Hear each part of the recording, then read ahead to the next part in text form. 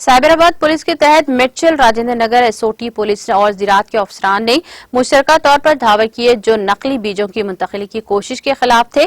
धावे के एक हिस्से के तौर पर 3.35 टन नकली बीटी कपास के बीज जब्त किए हैं।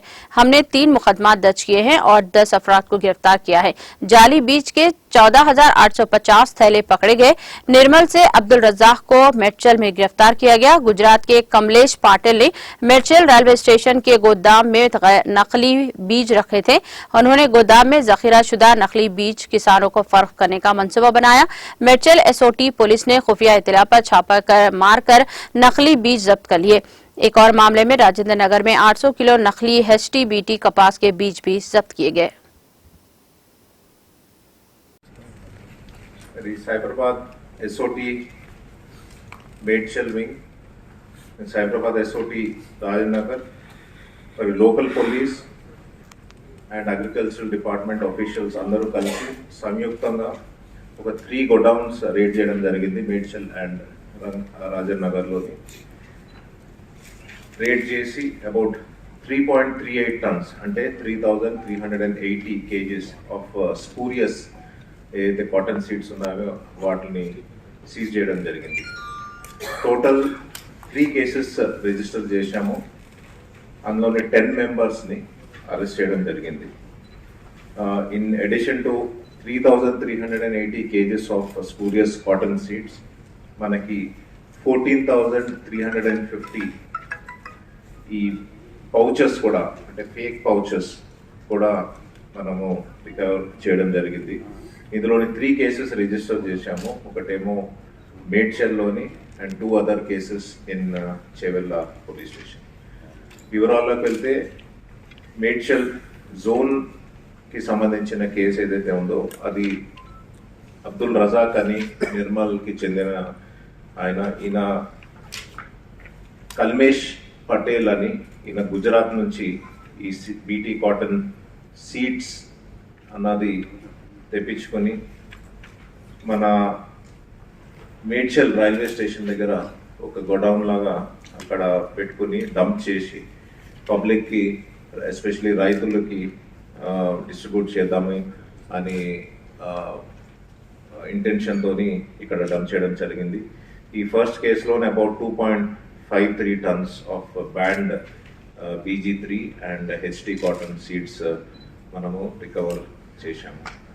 దెన్ ఈ సెకండ్ కేస్ చూస్తే ఇది రాజనగర్ ఎస్ఓటి చేశారు. ఇది ఇందులోనే 800 kgs వరకు మనకి స్పూరియస్ కాటన్ సీడ్స్ రికవర్ కావడం జరిగింది. మరి ఈ కేసులోని మెయిన్ అక్యూజ్డ్ బాషా అలియాస్ అలీషా నంద్యాలకు చెందిన మనిషి. ఈయన అబౌట్ 2023లో మనకి year about 5 tons of seeds వరకు సీడ్స్ గౌతమి సీడ్ కంపెనీకి ఇవ్వడం జరిగింది.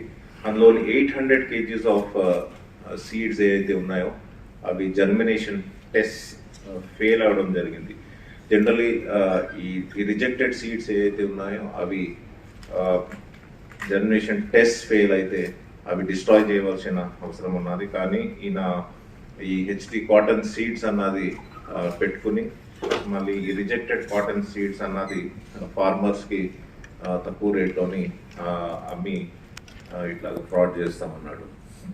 ఫేక్ పౌచెస్ అంటే న్యూస్ వీట్ సీడ్స్, దెన్ రఘు 39 అని, ఇంకా OSIA 559 BT2 అని ఇట్లాగా డిఫరెంట్ బ్రాండ్స్కి సంబంధించిన ఏదైతే పౌచెస్ తయారు చేశారు, తయారు చేసి వీళ్ళందరికీ తక్కువ రేట్లోని అమ్మడం జరుగుతూ ఉన్నది. ఈయనకి assistants Raju, Venkatesh, Venu and Baburao వీళ్ళు ఇచ్చారు. సో ఈ పర్టికులర్ కేస్ చూస్తే మనకి చేవెళ్లలో చేయడం జరిగింది. 2 cases when they were trying to sell this BT cotton seeds to farmers. Third case ఏదైతే ఉన్నదో అది మనకి తక్కువ మోతాదులోని మల్లయ్య అని వికారాబాద్కి చెందిన మెయిన్ అక్యూజ్ నుంచి మనం సీజ్ చేశాము. ఆయన ఫర్టిలైజర్ షాప్స్ అన్నది రన్ చేస్తూ ఉన్నాడు. పల్లవి సీడ్స్ అని బ్రాండ్తోని ఈయన అమ్ముతూ ఉన్నాడు.